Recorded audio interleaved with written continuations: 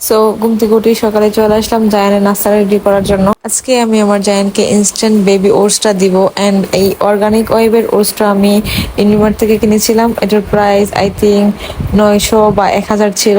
So আপনারা কিন্তু অন্য কোনো গ্রোসারি শপ থেকে এটা পারচেস করলে প্রাইসটা আরও কিছু কম হবে। সো এই তো আমি আজকে জায়ানকে কলা দিয়ে ওটসটা দিব। প্রথমে একটা বাটিতে আমি অল্প কিছু ওটস ঢেলে নিব। তারপরে এটার মধ্যে ফুটন্ত গরম পানি আগে থেকে ফুটিয়ে রেখেছিলাম আমি প্লাক্সে, আমি সেই প্লাক্সের পানিটাই দিয়ে দিব। সো ফুটানো পরিষ্কার পানি এটা দিয়ে দিব।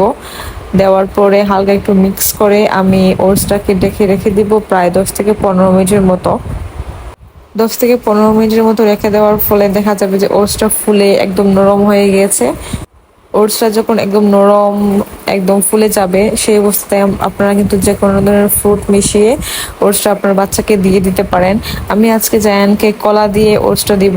এখানে কিন্তু আপনারা খেজুর বা অন্য যে কোনো ধরনের মিষ্টি ফল ব্যবহার করতে পারেন, অথবা বাচ্চার ফর্মুলা মিল্কও এখানে এখানে অ্যাড করতে পারেন। যেহেতু আমার জায়ান কলা খুবই পছন্দ করে, জাস্ট আমি এখানে কলা অ্যাড করেছি। এই তো আমার জায়ানের নাস্তা রেডি।